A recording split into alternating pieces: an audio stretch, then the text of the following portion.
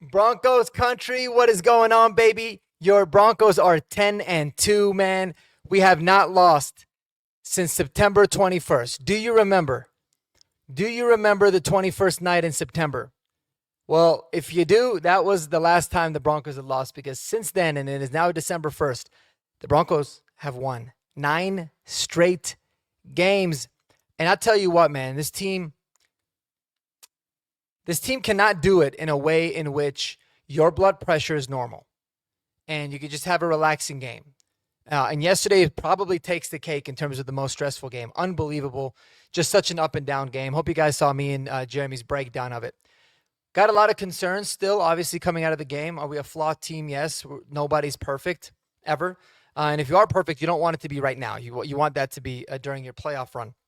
But one thing that stood out to me, man, and that we talked about and I was worried about a lot with yesterday's game was the run game, right? The run game I felt like was disappointing on initial watch. When I had went around and rewatched it, I came away from it a little bit more optimistic in a sense of how RJ Harvey ran the football as the lead back.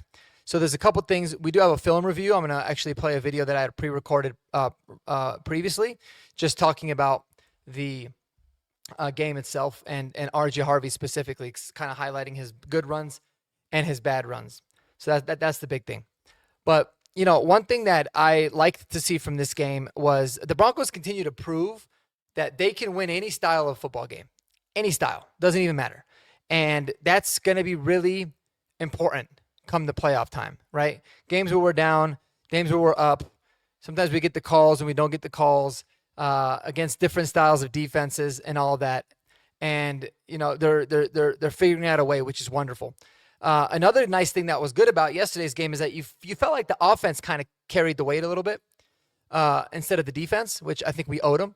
And again, we had said this a lot. Like anytime the offense has needed a big time drive, anytime they've needed to have a big time drive, a big majority of the time this year, they've gotten it done, even in the losses, right? Earlier in the year. Like it's not a fluke at this point, man. Like when this offense has got to have it, they figure out a way to have it. And I think that's kudos to Bo Nix and Sean Payton and this entire team. I thought Evan Ingram finally had his breakout game, which we wanted to see. I want to see him build upon it.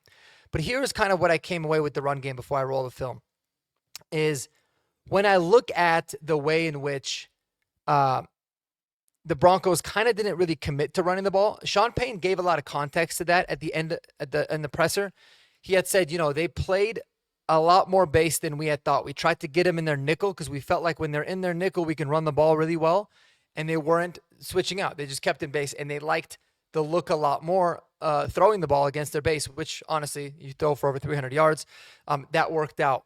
But yeah, they really weren't getting all the looks that they want, so that's kind of why they went away from it. So he's basically saying we called it a lot more, but they both checked out of it a lot of the times based off of the looks that they had. Okay, fine.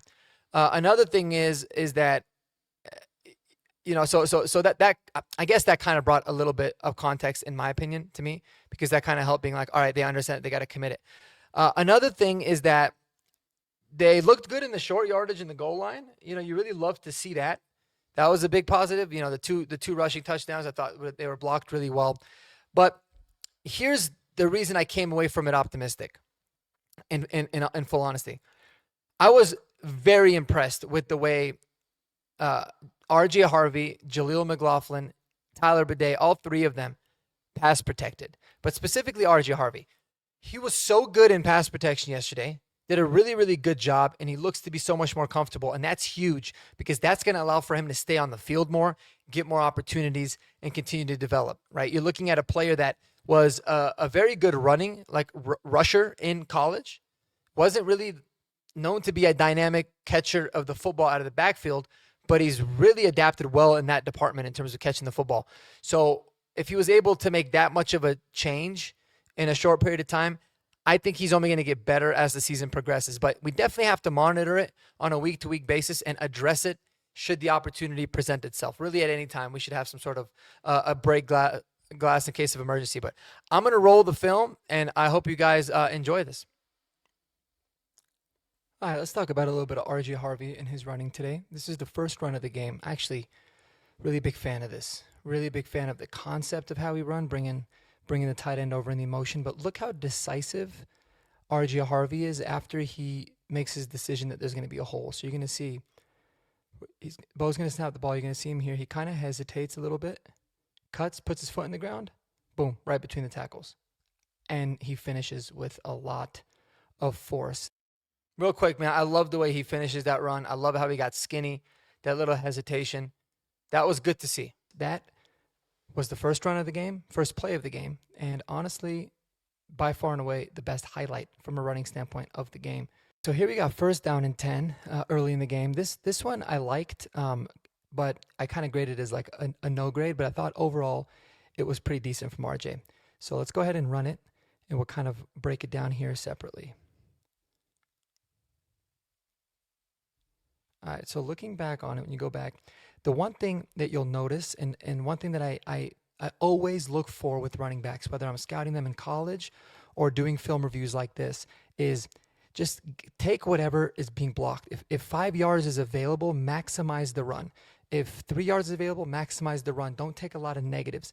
And I thought RJ Harvey almost got himself into that situation. He still ended up gaining 5 yards. But here's my thing. So you're following your blocker. All right. This play is blocked up pretty dang well, especially with the fullback Prentice ahead of him. And you can see number 20 kind of flashes in his vision, and he's got to realize, man, I can break through that tackle. Not only can I get by him, but he's got to feel confident that he can get by him and break through what would be an arm tackle because he is being blocked at that point. But instead of maximizing and going through that hole and picking up what I think would be 7 or 8 yards, he bounces it out, which is a really bad habit that he has, and kind of tries to get skinny and finish. So I liked how he still got skinny, went upfield, but I felt like there was still 3 or 4 yards left on the table there. But again, first down and 10, 5-yard run. You're not gonna complain overly about that.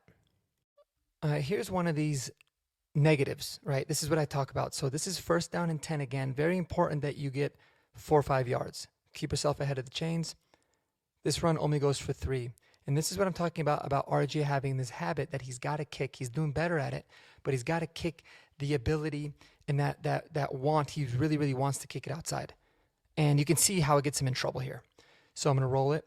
Now I'm going to stop it here. You can see, man, right in between Bowles, who's coming on a cross to take out the linebacker, and Frank Crum, you're able to see there's an area there to go. Just hit it, especially as we see it here. Okay, he might flash that he can see something left, but hit it straight on.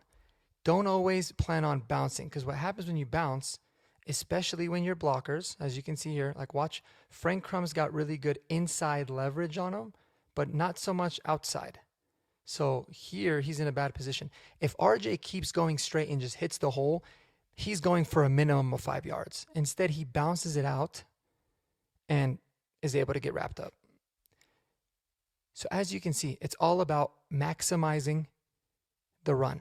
And that's one thing, is like sometimes you just got to trust how it's designed. Hit it. Just put your foot in the ground, get skinny and hit it. He did a great job on the first run of the game doing that. And I'd like to see him continue there. It's okay to get 5 or 6 yards. You don't always have to bet on the home run. I think RJ Harvey here was betting on the home run. He really wanted to get to that open space, but instead he ended up getting a measly 3 yards on the run. Here we go again. So this is a positive. This I liked from RJ, and everything else I didn't really find a need to show because it wasn't really blocked up very well. To be completely honest, it wasn't really much that he can do. But this one is an example of a positive, what I liked. He maximized what was there. He was decisive, and I like some of the patient running. So you can see a lot of progress. He's just got to be more consistent. This is a wide zone going outside. Okay, he's a little bit hesitant, right? Cuts in, puts his shoulder down, and says, I'm just going to get what's there. Sorry, I also just realized that some of the angles are cut off. I'm not sure why. I thought I'd made it a little bit bigger. But yeah, apologies for that. This one, I'm good with all day. 2nd and 7, he got a 6. That works no problem. But instead of wanting to bounce it outside, he stayed within his means and got low, skinny, and put his shoulder down and maximized the run. That's what you want to see more of with RJ Harvey. It's what made J.K. Dobbins such a good runner, is he showed that patience like you had seen here with RJ. Again, I'm going to run it one more time. You can see the patience here. He's not really running in full speed. He waits for a second, boom, hits it, decides, goes upfield. I like that. I want to see more of that. So again, there was some good stuff in there, but then there was definitely some poor runs as well. But definitely not all on RJ Harvey whatsoever. I think you need to be very optimistic and feel really good about where RJ Harvey's at as a Bronco. Yeah, and so I hope you guys enjoyed that and were able to see it pretty clearly and hear it okay. But here's my thing: like when I had noticed with RJ, it seems like he's somebody that I think he needs more reps, to be honest with you, in the NFL, because it's hard with running backs because you don't really get the same reps in practice and even in training camp when you're not hitting the hole and guys aren't going full speed and they're letting up, because as you can see, like a hole can close so quickly in the NFL. And so the more reps that he gets, the better that I feel it'll be with him. And I think we need to really emphasize that as soon as possible in terms of like get RJ Harvey the carries necessary. And what's good about the fact that he showed a lot of progress in pass pro is that it's going to allow him more opportunities to be on the field, and as a result, allow more opportunities to get carries and continue to develop there.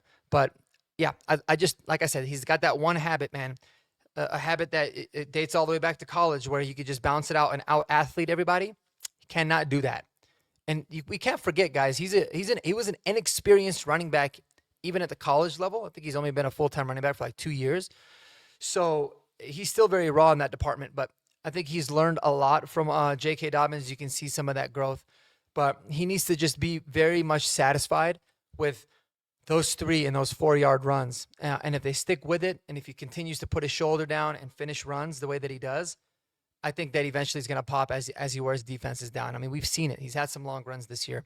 So, yes, we should still always, basically there should be no stone that goes unturned when it comes to looking at the different running backs that are available, that will get cut, that are on practice squads, whatever it might be.